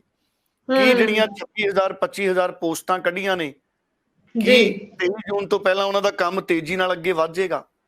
ਕੀ ਜਿਹੜੇ ਧਰਨੇ ਲੱਗ ਰਹੇ ਨੇ ਮੀਤ ਹੇਅਰ ਜੀ ਦੇ ਘਰ ਦੇ ਬਾਹਰ ਆਏ ਦਿਨ ਪ੍ਰੋਟੈਸਟ ਹੋ ਰਹੇ ਨੇ, ਕੀ ਉਹ ਮਸਲੇ ਨਿਬੜ ਜਾਣਗੇ? ਇਸ ਕਰਕੇ ਇੰਨਾ ਆਸਾਨ ਨਹੀਂ ਡੈਮੋਕ੍ਰੇਸੀ ਦੇ ਵਿੱਚ ਹਰਜੋਤ ਜੀ। ਆਮ ਆਦਮੀ ਪਾਰਟੀ ਨੂੰ ਉਮੀਦ ਨਹੀਂ ਸੀ ਕਿ ਉਹ 92 ਸੀਟਾਂ ਲੈ ਜਾਊ। ਬਿਲਕੁਲ, ਇਸ ਕਰਕੇ ਲੋਕਾਂ ਨੇ ਫੈਸਲਾ ਕੀਤਾ। ਇਸ ਕਰਕੇ ਕਾਂਗਰਸ ਨੂੰ ਉਮੀਦ ਨਹੀਂ ਸੀ ਉਹ 18 ਤੇ ਆ ਜਾਊ, ਅਕਾਲੀ ਦਲ ਨੂੰ ਉਮੀਦ ਨਹੀਂ ਸੀ ਉਹ 3 ਤੇ ਆ ਜਾਊ, ਬੀਜੇਪੀ ਨੂੰ ਉਮੀਦ ਨਹੀਂ ਸੀ ਉਹ 2 ਤੇ ਰਹਿ ਜਾਊ, ਕੈਪਟਨ ਅਮਰਿੰਦਰ ਨੂੰ ਉਮੀਦ ਨਹੀਂ ਸੀ ਵੀ ਸਾਡਾ ਖਾਤਾ ਹੀ ਨਹੀਂ ਖੁੱਲਣਾ। ਇਸ ਕਰਕੇ ਜੇ ਖਾਤਾ ਨਹੀਂ ਖੁੱਲਿਆ ਤਾਂ ਸਿਰਫ ਕੈਪਟਨ ਅਮਰਿੰਦਰ ਦਾ ਨਹੀਂ ਖੁੱਲਿਆ, ਅਕਾਲੀ ਦਲ ਵੀ ਲੈ ਗਿਆ, ਬਸਪਾ ਵੀ ਜਿੱਤ ਗਿਆ, ਬਸਪਾ ਵੀ 1 ਸੀਟ ਲੈ ਗਈ। ਹੁਣ ਤੁਸੀਂ ਦੇਖੋ, ਕੈਪਟਨ ਅਮਰਿੰਦਰ ਦੀ ਪਾਰਟੀ ਨੂੰ 1 ਸੀਟ ਨਹੀਂ ਆਈ, ਬੀਜੇਪੀ ਵੀ ਲੈ ਗਈ। ਇਸ ਕਰਕੇ ਔਰ ਕਿੰਨੇ ਵੱਡੇ ਉਲਟ ਫੇਰ ਹੋਏ। ਨਵਜੋਤ ਸਿੰਘ ਸਿੱਧੂ ਹਾਰ ਗਿਆ। ਜੇ ਨਵਜੋਤ ਸਿੰਘ ਸਿੱਧੂ ਹਾਰ ਸਕਦਾ ਹੈ ਤੇ ਸੰਗਰੂਰ 'ਚ ਵੀ ਚੁਣੌਤੀ ਆ ਸਕਦੀ ਹੈ ਆਮ ਆਦਮੀ ਪਾਰਟੀ ਨੂੰ। ਸੋ ਜਿਹੜਾ ਵੋਟਰ ਹੈ ਨਾ, ਜਿਹੜਾ ਆਮ ਨਾਗਰਿਕ ਹੈ, ਹੁਣ ਤੁਸੀਂ ਦੇਖੋ ਨਸ਼ੇ ਦੇ ਟੀਕੇ ਕਿੰਨੇ ਆਮ ਸਾਹਮਣੇ ਆਉਣ ਲੱਗ ਗਏ। ਇਹ ਕੰਟਰੋਲ ਕਰਨੇ ਜ਼ਰੂਰੀ ਹੈ। ਲਾਅ ਐਂਡ ਆਰਡਰ ਖਤਰਨਾਕ ਰਿਹਾ ਸ਼ੁਰੂ 'ਚ, ਪਰ ਹੁਣ ਪੁਲਿਸ ਨੇ ਕੰਟਰੋਲ ਕਰ ਲਿਆ। ਹੁਣ ਲਾਅ ਐਂਡ ਆਰਡਰ ਠੀਕ ਚੱਲ ਰਿਹਾ ਮੇਰੀ ਨਜ਼ਰ ਦੇ ਵਿੱਚ, ਪਰ ਚੁਣੌਤੀ ਬਹੁਤ ਹੈ। ਹਾਂ, ਬਿਲਕੁਲ ਸਾਹਮਣੇ ਕਿਹੜਾ ਉਮੀਦਵਾਰ ਆਉਂਦਾ ਉਹ ਵੀ ਨਿਰਭਰ ਕਰੂਗਾ। ਬੀਜੇਪੀ ਕਿਸ ਉਮੀਦਵਾਰ ਨੂੰ ਲੈ ਕੇ ਆਉਂਦੀ ਹੈ। ਜੇ ਤਾਂ ਸਾਰੇ ਦੂਸਰੀਆਂ ਪਾਰਟੀਆਂ ਨੇ ਮਤਲਬ ਉਹੀ ਉਮੀਦਵਾਰ ਲਿਆਂਦੇ ਜਿਹੜੇ ਬਾਰ-ਬਾਰ ਹਾਰਦੇ ਰਹੇ ਨੇ, ਫਿਰ ਉਹਨਾਂ ਲਈ ਵੀ ਔਖਾ ਹੈ, ਫਿਰ ਉਹਨਾਂ ਲਈ ਵੀ ਔਖਾ ਹੈ। ਹਾਂ, ਸਿਮਰਨਜੀਤ ਸਿੰਘ ਮਾਨ, ਅਗਰ ਅਕਾਲੀ ਦਲ ਨੇ ਔਰ ਢੀਂਡਸਾ ਸਾਹਿਬ ਦੀ ਪਾਰਟੀ ਨੇ ਇਹਨਾਂ ਨੇ ਇਕੱਠੇ ਹੋ ਕੇ ਸਿਮਰਨਜੀਤ ਸਿੰਘ ਮਾਨ ਨੂੰ ਸਮਰਥਨ ਦਿੱਤਾ, ਫਿਰ ਸਿਮਰਨਜੀਤ ਸਿੰਘ ਮਾਨ, ਕਿਉਂਕਿ ਉਹ ਇੱਕ ਵਾਰੀ ਪਹਿਲਾਂ ਵੀ ਉੱਥੋਂ ਜਿੱਤ ਚੁੱਕੇ ਨੇ। ਆਪਾਂ ਜ਼ਿਕਰ ਕੀਤਾ ਸੀ 1999 ਦੀ ਪਾਰਲੀਮੈਂਟ ਦੀ ਸੀਟ ਸਿਮਰਨਜੀਤ ਸਿੰਘ ਮਾਨ ਜਿੱਤੇ ਸੀ। ਸਿਮਰਨਜੀਤ ਸਿੰਘ ਮਾਨ ਉਸ ਤੋਂ ਬਾਅਦ ਲਗਾਤਾਰ ਜਿੱਤਣ ਦੀ ਕੋਸ਼ਿਸ਼ ਕਰ ਰਹੇ ਨੇ 99 ਤੋਂ ਬਾਅਦ, ਤੇ ਤੁਸੀਂ ਹਿਸਾਬ ਲਾ ਲਓ ਜੀ 23 ਸਾਲ ਹੋ ਗਏ। 23-24 ਸਾਲ ਬਾਅਦ ਦੁਬਾਰਾ ਸਿਮਰਨਜੀਤ ਸਿੰਘ ਮਾਨ, ਕਿੰਨੀ ਸਿਆਣੀ ਉਮਰ ਹੋ ਗਈ, ਤੇ ਸਿਮਰਨਜੀਤ ਸਿੰਘ ਮਾਨ ਵੀ ਮੁਕਾਬਲੇ 'ਚ ਆ ਸਕਦੇ ਨੇ, ਬੀਜੇਪੀ ਵੀ ਮੁਕਾਬਲੇ 'ਚ ਆ ਸਕਦੀ ਹੈ। ਫੈਸਲਾ ਤਾਂ ਜਿਹੜਾ ਲੋਕ ਮਨ ਹੈ ਨਾ, ਜਿਹੜਾ ਆਮ ਨਾਗਰਿਕ ਹੈ, ਵੋਟਰ ਹੈ, ਉਹਦੇ ਦਿਮਾਗ 'ਚ ਘੁੰਮਣ ਘੇਰੀਆਂ ਚੱਲ ਰਹੀਆਂ ਹੋਣੀਆਂ ਵੀ ਐਤਕੀ ਮੈਂ ਕੀ ਕਰਨਾ, ਤੇ ਜੋ ਕੁਝ ਕਰਨਾ ਉਹ ਨਹੀਂ ਕਰਨਾ। ਅਸੀਂ ਤਾਂ ਸਿਰਫ ਅੰਦਾਜ਼ੇ ਲਾ ਸਕਦੇ। ਬਿਲਕੁਲ ਸਹੀ ਕਿਹਾ ਤੁਸੀਂ ਕਿ ਕਿਆਸ ਤਾਂ ਬਹੁਤ ਲੱਗਦੇ ਨੇ, ਪਰ ਇਹ ਹਕੀਕਤ ਕੀ ਬਣੇਗੀ ਇਹ ਤਾਂ ਆਉਣ ਵਾਲੇ ਦਿਨਾਂ ਵਿੱਚ ਚਲੋ ਜਲਦੀ ਹੀ ਕਲੀਅਰ ਹੋ ਜਾਏਗਾ। ਸੋ ਜ਼ਿਆਦਾ ਦਿਨ ਮਿਲੇ ਵੀ ਨਹੀਂ ਨੇ, ਸੋ ਹੁਣ 28 ਦਿਨ ਹੀ ਰਹਿ ਗਏ ਨੇ। 28 ਦਿਨਾਂ ਬਾਅਦ ਤਸਵੀਰ ਪੂਰੀ ਸਾਫ਼ ਹੁੰਦੀ ਜਲਦੀ ਨਜ਼ਰ ਆਏਗੀ। ਅੱਗੇ ਵਧਦੇ ਹਾਂ ਤੇ ਅਗਰ ਗੱਲ ਕਰੀਏ ਨਵਜੋਤ ਸਿੰਘ ਸਿੱਧੂ ਦੀ, ਤਾਂ ਉਹਨਾਂ ਦੀ ਜੋ ਧਰਮ ਪਤਨੀ ਨੇ ਬੀਬੀ ਨਵਜੋਤ ਕੌਰ ਸਿੱਧੂ, ਸੋ ਉਹਨਾਂ ਦਾ ਬੜਾ ਹੀ ਇੱਕ ਇਮੋਸ਼ਨਲ ਜਿਹਾ ਜੋ ਬਿਆਨ ਆਇਆ ਹੈ, ਜਿਸ ਵਿੱਚ ਉਹ ਨਵਜੋਤ ਸਿੰਘ ਸਿੱਧੂ ਪ੍ਰਤੀ ਆਪਣਾ ਮੋਹ ਦਾ ਇਜ਼ਹਾਰ ਕਰਦੇ ਵੀ ਨਜ਼ਰ ਆ ਰਹੇ ਨੇ। ਸੋ ਧਰਮ ਪਤਨੀ ਨੇ ਚਿੰਤਾ ਕਰਨੀ ਵੀ ਅਸੀਂ ਸਮਝ ਸਕਦੇ ਹਾਂ ਕਿ ਲਾਜ਼ਮੀ ਹੈ, ਤੇ ਉਹਨਾਂ ਦਾ ਕਹਿਣਾ ਹੈ ਕਿ ਇਸ ਸਾਰੇ ਮਾਮਲੇ 'ਚ ਜਿਸ ਵਿੱਚ ਨਵਜੋਤ ਸਿੰਘ ਸਿੱਧੂ ਨੂੰ ਸਜ਼ਾ ਸੁਣਾਈ ਗਈ ਹੈ, ਜੇਲ੍ਹ ਵਿੱਚ ਭੇਜ ਦਿੱਤਾ ਗਿਆ, ਕਿ ਉਹ ਨਿਰਦੋਸ਼ ਨੇ, ਉਹ ਨਿਰਦੋਸ਼ ਸੀ ਬਿਲਕੁਲ ਇਸ ਮਾਮਲੇ ਵਿੱਚ, ਤੇ ਉਹਨਾਂ ਨੂੰ ਸਜ਼ਾ ਸੁਣਾ ਦਿੱਤੀ ਗਈ ਹੈ। ਦੇਖੋ, ਉਹਨਾਂ ਦੀਆਂ ਭਾਵਨਾਵਾਂ ਦਾ ਪ੍ਰਗਟਾਵਾ ਹੋਇਆ, ਔਰ ਦੇਖੋ ਸਾਡਾ ਜਿਹੜਾ ਜੁਡੀਸ਼ੀਅਲ ਸਿਸਟਮ ਹੈ, ਅਸੀਂ ਇਹਨੂੰ ਸਮਝਣ ਦੀ ਕੋਸ਼ਿਸ਼ ਕਰੀਏ। 84 ਦੇ ਮਾਮਲੇ ਤੇ ਅੱਜ ਤੱਕ ਇਨਸਾਫ ਨਹੀਂ ਹੋਇਆ। ਅੱਜ ਤੱਕ ਵੀ 84 ਦੇ ਵਿੱਚ ਸਾਡੀਆਂ ਮਾਤਾਵਾਂ ਭੈਣਾਂ ਕਈ ਜਿਹੜੀਆਂ ਵਿਡੋ ਹੋ ਗਈਆਂ, ਅੱਜ ਤੱਕ ਉਹਨਾਂ ਦਾ ਮੁਕੰਮਲ ਰੀਹੈਬਿਲਿਟੇਸ਼ਨ ਨਹੀਂ ਹੋਇਆ। ਹਰਜੋਤ ਜੀ, ਮੈਂ ਕਈ ਵਾਰੀ ਉਹਨਾਂ ਨੂੰ ਮਿਲ ਕੇ ਆਉਣਾ। ਸੰਨਤੀ ਕੇਂਦਰ ਲੁਧਿਆਣਾ ਦੇ ਵਿੱਚ ਇਹਨਾਂ ਬੀਬੀਆਂ ਮਾਤਾਵਾਂ ਦੇ ਨਾਂ ਤੇ ਇੱਕ ਕਲੋਨੀ ਹੈ। ਸੋ ਇਸ ਕਰਕੇ ਮਤਲਬ ਉਹਨਾਂ ਦਾ ਰੀਹੈਬਿਲਿਟੇਸ਼ਨ ਨਹੀਂ ਹੋਇਆ। ਕਈ ਸਾਡੀਆਂ ਬਜ਼ੁਰਗ ਬੀਬੀਆਂ ਗੁਰਦੁਆਰਾ ਸਾਹਿਬ 'ਚ ਉਹਨਾਂ ਦਾ ਲੰਗਰ ਦੇ ਸਹਾਰੇ ਜ਼ਿੰਦਗੀ ਅੱਗੇ ਵਧ ਰਹੀ ਹੈ। ਕਈਆਂ ਕੋਲੇ ਆਪਣਾ ਘਰ ਨਹੀਂ, ਕਈਆਂ ਲੋਕਾਂ ਨੂੰ ਦੂਸਰਿਆਂ ਨੇ ਆਸਰਾ ਦੇ ਰੱਖਿਆ ਹੈ। ਕਈ ਬੀਬੀਆਂ ਨੇ ਉਹ ਛੋਟੇ-ਛੋਟੇ ਕੰਮ ਕਰਦੀਆਂ ਨੇ, ਕੋਈ ਕਿਸੇ ਦੇ ਘਰ 'ਚ ਕੰਮ ਕਰਦੀਆਂ ਨੇ, ਕੋਈ ਮਾਲੀ ਦਾ ਕੰਮ ਕਰਦੀਆਂ ਨੇ, ਜਦਕਿ ਉਹ ਸਾਰਿਆਂ ਦੇ ਪੂਰੇ ਵਸੇ ਹੋਏ ਪਰਿਵਾਰ ਸੀ, ਔਰ ਸਾਰੇ ਲੋਕ ਚੰਗੀ ਜ਼ਿੰਦਗੀ ਆਪਣੀ ਹੰਡਾਉਂਦੇ ਸੀ ਔਰ ਦੂਸਰਿਆਂ ਦੀ ਮਦਦ ਕਰਦੇ ਸੀ, ਬਲਕਿ ਦਸਵੰਧ ਕੱਢਣ ਵਾਲੇ ਲੋਕ ਸੀ ਸਾਰੇ। ਇਹ ਸਥਿਤੀਆਂ ਹੋ ਗਈਆਂ। ਜ਼ਿੰਮੇਦਾਰ ਕੌਣ ਹੈ? ਸਾਡਾ ਜੁਡੀਸ਼ੀਅਲ ਸਿਸਟਮ ਹੈ। ਇਨਸਾਫ ਕਿਹਨੇ ਦੇਣਾ? ਇਨਸਾਫ ਦਾ ਡਿਲੀਵਰੀ ਕਰਨ ਦਾ ਮਕੈਨਿਜ਼ਮ ਜੁਡੀਸ਼ੀਅਲ ਸਿਸਟਮ ਹੈ। ਹੁਣ ਨਵਜੋਤ ਸਿੰਘ ਸਿੱਧੂ ਔਰ ਇਹਨਾਂ ਦੇ ਜਿਹੜੇ ਇੱਕ ਦੋਸਤ ਸੀ, ਇਹਨਾਂ ਦੇ ਇਲਜ਼ਾਮ ਜਿਹੜੇ ਲੱਗੇ ਸੀ, ਉਸ ਮਾਮਲੇ 'ਚ ਦੂਜੇ ਪੱਖ ਦੇ ਜਿਹੜੇ ਵਿਅਕਤੀ ਚਲੇ ਗਏ, ਉਹਨਾਂ ਦੇ ਪਰਿਵਾਰ ਨੂੰ ਕਦੋਂ ਇਨਸਾਫ ਮਿਲਿਆ? 34 ਸਾਲ ਬਾਅਦ। ਕਹਿੰਦੇ ਨੇ ਦੇਰੀ ਨਾਲ ਮਿਲਿਆ ਇਨਸਾਫ ਕਈ ਵਾਰੀ ਇਨਸਾਫ ਨਹੀਂ ਹੁੰਦਾ। ਬਿਲਕੁਲ। ਸੋ ਇਸ ਕਰਕੇ ਜਿਹੜਾ ਇਨਸਾਫ ਹੈ, ਉਹ ਇਨਸਾਫ ਦਾ ਸਮੇਂ ਸਿਰ ਹੋਣਾ ਬਹੁਤ ਜ਼ਰੂਰੀ ਹੈ। ਹੁਣ 38 ਸਾਲ ਹੋ ਗਏ ਸਾਡੇ, ਕਿੰਨੇ ਸਿੱਖ ਕਤਲੇਆਮ ਦੇ ਮਾਮਲੇ ਨੇ, ਹਜੇ ਤੱਕ ਕਈ ਲੋਕ ਸੰਘਰਸ਼ ਕਰ ਰਹੇ ਨੇ ਕਿ ਸਾਡੀਆਂ FIRs ਰੱਦ ਕਰਤੀਆਂ ਸੀ, ਉਹਨਾਂ ਨੂੰ ਦੁਬਾਰਾ ਲਿਖੋ। ਹੁਣ ਤੁਸੀਂ ਦੱਸੋ, ਜਿਹੜੇ 38 ਸਾਲ ਹੋ ਗਏ, ਅਗਰ ਕੋਈ ਉਸ ਵਕਤ ਕੋਈ ਵਿਅਕਤੀ 40-50 ਸਾਲ ਦਾ ਹੋਊਗਾ, ਅੱਜ ਉਹ ਕੀ ਸਟਰਗਲ ਕਰੂਗਾ ਜੀ ਜਸਟਿਸ ਲਈ। ਹੁਣ ਇੱਕ ਸੱਜਣ ਕੁਮਾਰ ਜਾਂ 2-4 ਗਿਣੇ ਚੁਣੇ ਵਿਅਕਤੀਆਂ ਨੂੰ ਜੇ ਸਜ਼ਾਵਾਂ ਹੋ ਗਈਆਂ, ਉਮਰ ਕੈਦਾਂ ਹੋ ਗਈਆਂ, ਕੀ ਇਨਸਾਫ ਹੋ ਗਿਆ? ਜਸਟਿਸ ਨਹੀਂ ਹੋਇਆ। ਇੰਨੇ ਹਜ਼ਾਰਾਂ ਦੀ ਗਿਣਤੀ 'ਚ ਜਿਹੜੇ ਲੋਕ ਦੁਨੀਆ ਤੋਂ ਚਲੇ ਗਏ, ਹਾਲਾਂਕਿ ਇਹਦਾ ਸਪਸ਼ਟ ਆંકੜੇ ਤੇ ਦੁਚਿੱਤੀ ਹੈ ਕਿ ਸੈਂਕੜੇ ਨੇ, ਕਿੰਨੇ ਹਜ਼ਾਰ ਨੇ, ਇਹਦੇ ਤੇ ਦੁਚਿੱਤੀ ਹੈ। ਇਹਦੇ ਤੇ ਕਨਫਿਊਜ਼ਨ ਹੈ ਬਹੁਤ ਵੱਡੀ। ਮੈਂ ਤਾਂ ਕਹਿੰਦਾ ਭਾਰਤ ਦੀ ਸਰਕਾਰ ਨੂੰ ਅੱਜ ਤੱਕ ਵਾਈਟ ਪੇਪਰ ਕੱਢਣਾ ਚਾਹੀਦਾ ਸੀ, ਗਵਰਨਮੈਂਟ ਆਫ ਇੰਡੀਆ ਨੂੰ ਇਹਦੇ ਤੇ ਵਾਈਟ ਪੇਪਰ ਦੇ ਦੇਣਾ ਚਾਹੀਦਾ। ਇਹ ਅਸੀਂ ਕਿਤੇ ਸਰਚ ਮਾਰੀਏ, ਸਾਨੂੰ ਗਵਰਨਮੈਂਟ ਦੀ ਫਿਗਰ ਆ ਜੇ, ਪਾਰਲੀਮੈਂਟ ਦੇ ਵਿੱਚ ਫਿਗਰ ਆ ਜੇ ਕਿ ਪਾਰਲੀਮੈਂਟ ਕਹਿ ਰਹੀ ਹੈ ਕਿ ਸਾਡੇ ਇੰਨੇ ਸਿੱਖ ਭਾਈਚਾਰੇ ਦੇ ਜਿਹੜੇ ਸਾਡੇ ਲੋਕ ਸੀ, ਭਰਾ ਸੀ, ਉਹ ਇਸ ਕਤਲੇਆਮ 'ਚ ਸ਼ਹੀਦ ਹੋਏ, ਕਿਉਂਕਿ ਉਹ ਸ਼ਹੀਦ ਹੀ ਨੇ ਸਾਰੇ ਜੀ। ਹੁਣ ਉਹ ਇਹ ਇੱਕ ਪੱਖ ਸੀ ਜਸਟਿਸ ਸਿਸਟਮ ਦਾ, ਤੇ ਦੂਜਾ ਪੱਖ ਹੈ ਨਵਜੋਤ ਸਿੰਘ ਸਿੱਧੂ ਦੀ ਜਿਹੜੀ ਪਤਨੀ ਨੇ ਉਹਨਾਂ ਦਾ, ਕਿ ਨਵਜੋਤ ਸਿੰਘ ਸਿੱਧੂ ਨਿਰਦੋਸ਼ ਸੀ। ਦੇਖੋ ਉਹਨਾਂ ਦਾ ਪੱਖ ਸੀ। ਹੁਣ ਹੁੰਦਾ ਕੀ ਹੈ, ਗਗਨ ਆਪਣੇ ਹਰਜੋਤ ਜੀ, ਅਦਾਲਤਾਂ ਜੱਜਮੈਂਟ ਦੇ ਦਿੰਦੀਆਂ ਨੇ, ਜੱਜ ਫੈਸਲਾ ਕਰ ਦਿੰਦਾ। ਜੱਜ ਨੇ ਫੈਸਲਾ ਕਰਤਾ ਕਿ ਨਵਜੋਤ ਸਿੰਘ ਸਿੱਧੂ ਨੂੰ 1 ਸਾਲ ਦੀ ਸਜ਼ਾ, ਨਵਜੋਤ ਸਿੰਘ ਸਿੱਧੂ ਨੇ ਪ੍ਰਵਾਨ ਕਰ ਲਈ 1 ਸਾਲ ਦੀ ਸਜ਼ਾ। ਇਹ ਤਾਂ ਜਾਂ ਰੱਬ ਜਾਣਦਾ ਹੈ ਕਿ ਦੋਸ਼ੀ ਕੌਣ ਹੈ, ਜਾਂ ਉਹ ਵਿਅਕਤੀ ਜਾਣਦਾ ਜਿਹੜਾ ਦੁਨੀਆ ਤੋਂ ਚਲਿਆ ਗਿਆ, ਜਾਂ ਉਹ ਦੋ ਵਿਅਕਤੀ ਨਵਜੋਤ ਸਿੰਘ ਸਿੱਧੂ ਤੇ ਉਹਨਾਂ ਦਾ ਦੋਸਤ ਜੀ। ਸੋ ਬਾਕੀ ਜੋ ਕੁਝ ਵਾਪਰਦਾ ਹੈ ਉਹ ਸਿਸਟਮ ਹੈ। ਹੁਣ ਇਸ ਮਾਮਲੇ 'ਚ ਸਿਸਟਮ ਜਸਟਿਸ ਡਿਲੀਵਰ ਕਰ ਗਿਆ। 34 ਸਾਲ ਪੁਰਾਣੇ ਇਸ ਮਾਮਲੇ 'ਚ ਜਸਟਿਸ ਡਿਲੀਵਰ ਹੋ ਗਿਆ। ਕਿਹਦਾ ਜਸਟਿਸ ਡਿਲੀਵਰ ਹੋਇਆ? ਅਦਾਲਤਾਂ ਦਾ ਜੀ। ਅਸਲ ਜਸਟਿਸ ਰੱਬ ਨੇ ਕਰਨਾ, ਉਹ ਰੱਬ ਨੂੰ ਹੀ ਪਤਾ ਹੈ ਜੀ, ਠੀਕ ਹੈ। ਤੇ 84 'ਚ ਸਾਡੀਆਂ ਅਦਾਲਤਾਂ ਜਸਟਿਸ ਡਿਲੀਵਰ ਨਹੀਂ ਕਰ ਸਕੀਆਂ। ਉਹਦੇ 'ਚ ਮੈਂ ਕਹਿੰਦਾ ਅਦਾਲਤਾਂ ਜਸਟਿਸ ਕਰ ਦਿੰਦੀਆਂ, ਅਸਲ ਜਸਟਿਸ ਰੱਬ ਨੇ ਕਰਨਾ ਹੈ, ਪਰ ਜਿਹੜਾ ਸਿਸਟਮ ਦਾ ਜਸਟਿਸ ਹੈ ਉਹ ਵੀ ਨਹੀਂ ਹੋਇਆ। ਸਿੱਧੂ ਵਾਲੇ ਮਾਮਲੇ 'ਚ ਸਿਸਟਮ ਦਾ ਜਸਟਿਸ ਹੋ ਗਿਆ। ਉਹਦੇ 'ਚ ਨਵਜੋਤ ਕੌਰ ਉਹਨਾਂ ਦੀ ਭਾਵਨਾ ਹੈ ਕਿ ਨਵਜੋਤ ਸਿੰਘ ਸਿੱਧੂ ਨਿਰਦੋਸ਼ ਨੇ, ਜੱਜ ਦੀ ਭਾਵਨਾ ਹੈ ਨਵਜੋਤ ਸਿੰਘ ਸਿੱਧੂ ਨੂੰ 1 ਸਾਲ ਦੀ ਸਜ਼ਾ। ਹੁਣ ਤੁਸੀਂ ਦੇਖੋ ਬੜੀ ਦਿਲਚਸਪ ਗੱਲ, ਹੁਣ ਨਵਜੋਤ ਸਿੰਘ ਸਿੱਧੂ ਨੂੰ ਇੱਕ ਵਾਰ 3 ਸਾਲ ਦੀ ਸਜ਼ਾ ਸੁਣਾਈ ਗਈ, ਅਦਾਲਤ ਨੇ ਸੁਣਾਈ, ਫਿਰ ਅਦਾਲਤਾਂ ਦੀ ਪ੍ਰਕਿਰਿਆ, ਅਦਾਲਤ ਨੇ ਸਜ਼ਾ ਤੇ ਰੋਕ ਲਾਤੀ, ਸਾਡਾ ਸਿਸਟਮ ਹੈ। ਫਿਰ ਅਦਾਲਤ ਬਰੀ ਕਰ ਦਿੰਦੀ ਹੈ, ਇਹ ਵੀ ਸਾਡਾ ਸਿਸਟਮ ਹੈ। ਫਿਰ ਅਦਾਲਤ 1000 ਰੁਪਇਆ ਜੁਰਮਾਨਾ ਲਾ ਦਿੰਦੀ ਹੈ, ਸਾਡਾ ਸਿਸਟਮ ਹੈ। ਫਿਰ ਅਦਾਲਤ ਹੁਣ 1 ਸਾਲ ਦੀ ਸਜ਼ਾ ਦੇ ਦਿੰਦੀ ਹੈ, ਵੀ ਸਾਡਾ ਸਿਸਟਮ ਹੈ। ਹੁਣ ਜਿਹੜੀ ਅਦਾਲਤ ਨੇ ਜਦੋਂ ਬਰੀ ਕਰਤਾ ਸੀ, ਉਦੋਂ ਕਿਉਂਕਿ ਸਿਸਟਮ ਦਾ ਫੈਸਲਾ ਸੀ, ਉਦੋਂ ਨਵਜੋਤ ਸਿੰਘ ਸਿੱਧੂ ਨਿਰਦੋਸ਼ ਹੋ ਗਿਆ ਸੀ ਜੀ। ਤੇ ਹੁਣ ਜਦੋਂ ਅਦਾਲਤ ਨੇ 1000 ਰੁਪਏ ਦਾ ਜੁਰਮਾਨਾ ਸੁਣਾਤਾ, ਉਦੋਂ ਨਵਜੋਤ ਸਿੰਘ ਸਿੱਧੂ ਦੋਸ਼ੀ ਹੋ ਗਿਆ। ਤੇ ਹੁਣ ਜਦੋਂ ਅਦਾਲਤ ਨੇ 1 ਸਾਲ ਦੀ ਸਜ਼ਾ ਸੁਣਾਤੀ, ਉਦੋਂ ਵੀ ਨਵਜੋਤ ਸਿੰਘ ਸਿੱਧੂ ਦੋਸ਼ੀ ਹੋ ਗਿਆ ਜੀ। ਇਹ ਸਿਸਟਮ ਦਾ ਇਨਸਾਫ ਹੈ। ਤੇ 84 'ਚ ਸਾਨੂੰ ਸਿਸਟਮ ਦਾ ਇਨਸਾਫ ਹੀ ਨਹੀਂ ਮਿਲਿਆ। ਤੇ ਮੈਨੂੰ ਅੰਨਾ ਹਜ਼ਾਰੇ ਸਾਹਿਬ ਯਾਦ ਆ ਜਾਂਦੇ ਨੇ। ਜਦੋਂ ਅੰਨਾ ਹਜ਼ਾਰੇ ਉਹਨਾਂ ਨੇ ਅੰਦੋਲਨ ਕੀਤਾ, ਮੈਂ ਦਿੱਲੀ 'ਚ ਹੁੰਦਾ ਸੀ ਹਰਜੋਤ ਜੀ, ਮੈਂ ਦਿੱਲੀ 'ਚ ਇੱਕ ਚੈਨਲ 'ਚ ਪੱਤਰਕਾਰ ਸੀ, ਮੈਂ ਵੀ ਕਵਰ ਕਰਨ ਜਾਂਦਾ ਰਿਹਾ। ਹੁਣ ਅੰਨਾ ਹਜ਼ਾਰੇ ਜੀ ਦੀਆਂ ਕਈ ਮੰਗਾਂ ਸੀ। ਇੱਕ ਤਾਂ ਕਰਪਸ਼ਨ ਦੇ ਖਿਲਾਫ ਸੀ ਜੀ, ਇੱਕ ਉਹ ਨਿਆਇਕ ਵਿਵਸਥਾ ਨੂੰ ਰਿਫਾਰਮਸ ਕਰਨਾ ਚਾਹੁੰਦੇ ਸੀ, ਜੁਡੀਸ਼ੀਅਲ ਰਿਫਾਰਮਸ ਜਿਹਨੂੰ ਕਹਿੰਦੇ ਆ ਜੀ। ਹਾਲਾਂਕਿ ਇਹ ਕੰਟੀਨਿਊਸ ਪ੍ਰੋਸੈਸ ਹੈ, ਸਾਡੀਆਂ ਸਰਕਾਰਾਂ ਵੀ ਕਰਦੀਆਂ ਨੇ, ਸਾਡਾ ਜੁਡੀਸ਼ੀਅਲ ਸਿਸਟਮ ਆਪ ਵੀ ਰਿਫਾਰਮ 'ਚ ਲਿਆਂਦਾ। ਸਾਡੇ ਬੜੇ ਚੰਗੇ ਸਰਕਾਰਯੋਗ ਚੀਫ ਜਸਟਿਸ ਆਏ ਨੇ, ਉਹਨਾਂ ਨੇ ਜੁਡੀਸ਼ੀਅਲ ਰਿਫਾਰਮਸ ਕੀਤੇ ਨੇ। ਔਰ ਮੈਂ ਤਾਂ ਇਹ ਵੀ ਦੇਖਿਆ ਕਿ ਚੀਫ ਜਸਟਿਸ ਜਦੋਂ ਸਾਡੇ ਇੱਕ ਰਿਟਾਇਰ ਹੋਏ, ਉਹ ਸਾਡੇ ਰਾਜ ਸਭਾ 'ਚ ਵੀ ਆ ਗਏ। ਇਹ ਵੀ ਪਹਿਲੀ ਵਾਰੀ ਵਰਤਾਰਾ ਦੇਖਿਆ ਮੈਂ, ਬੜੀ ਚੰਗੀ ਗੱਲ ਹੈ।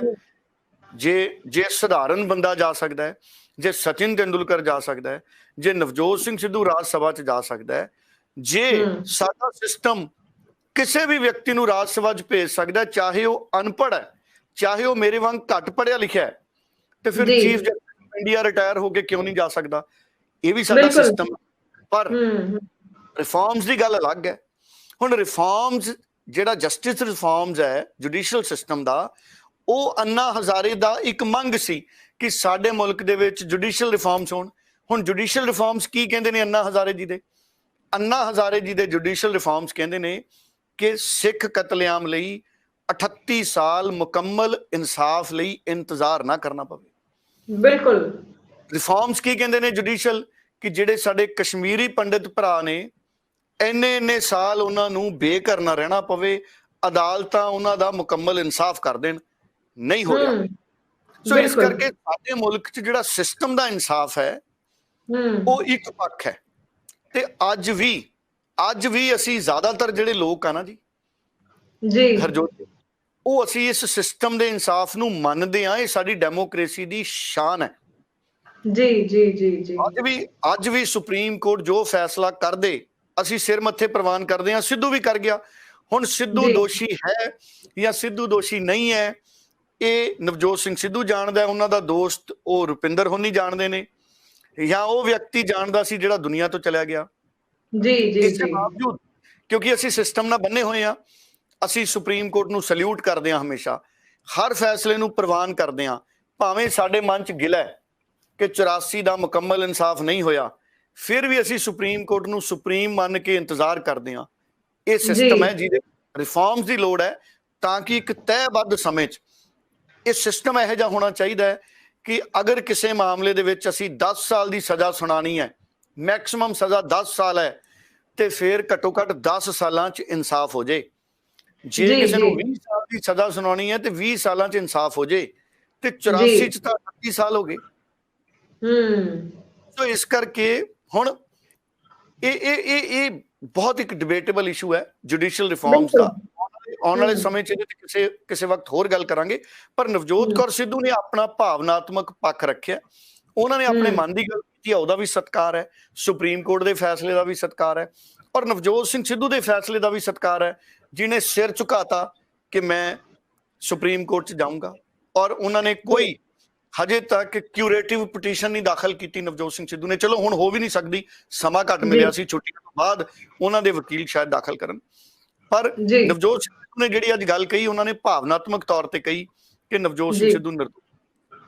ਬਿਲਕੁਲ ਬਿਲकुल। ਸੋ ਖਬਰਾਂ ਸਾਡੇ ਕੋਲ ਹੋਰ ਵੀ ਬਹੁਤ ਸੀ, ਪਰ ਸਮਾਂ ਜੋ ਹੈ ਸਾਨੂੰ ਹੋਰ ਇਜਾਜ਼ਤ ਨਹੀਂ ਦੇ ਰਿਹਾ, ਤੇ ਚਲੋ ਅਸੀਂ ਕੱਲ ਫਿਰ ਜੋ ਹੈ ਹਾਜ਼ਰ ਹੋਵਾਂਗੇ। ਸੋ ਜੋ ਪੰਜਾਬ ਨਾਲ ਜੁੜੀਆਂ, ਦੇਸ਼ ਨਾਲ ਜੁੜੀਆਂ ਖਾਸ ਖਬਰਾਂ ਉੱਪਰ ਇਸੇ ਤਰੀਕੇ ਨਾਲ ਵਿਸਥਾਰ ਵਿੱਚ ਚਰਚਾ ਕਰਾਂਗੇ। ਦਰਸ਼ਕ ਵੀ ਸਾਡੇ ਨਾਲ ਲਗਾਤਾਰ ਜੁੜਦੇ ਨੇ, ਆਪਣੇ ਕਮੈਂਟ ਜ਼ਰੀਏ ਆਪਣੇ ਸੁਝਾਅ ਸਾਡੇ ਤੱਕ ਪਹੁੰਚਾਉਂਦੇ, ਉਹਨਾਂ ਦਾ ਵੀ ਬਹੁਤ ਬਹੁਤ ਧੰਨਵਾਦ ਕਰਦੇ ਆ। ਤੇ ਡੱਲਾ ਜੀ, ਤੁਹਾਡਾ ਵੀ ਬਹੁਤ ਬਹੁਤ ਧੰਨਵਾਦ ਕਿ ਤੁਸੀਂ ਸਾਰੀ ਖਬਰਾਂ ਦੇ ਉੱਪਰ ਵਿਸਥਾਰ ਦੇ ਵਿੱਚ ਚਰਚਾ ਕਰਦੇ ਹੋ, ਵਿਸਥਾਰ ਦੇ ਵਿੱਚ ਸਾਰੀ ਜਾਣਕਾਰੀ ਦਰਸ਼ਕਾਂ ਤੱਕ ਪਹੁੰਚਾਉਂਦੇ ਹੋ। ਬਹੁਤ ਬਹੁਤ ਧੰਨਵਾਦ ਜੀ, ਸਤਿ ਸ਼੍ਰੀ ਅਕਾਲ।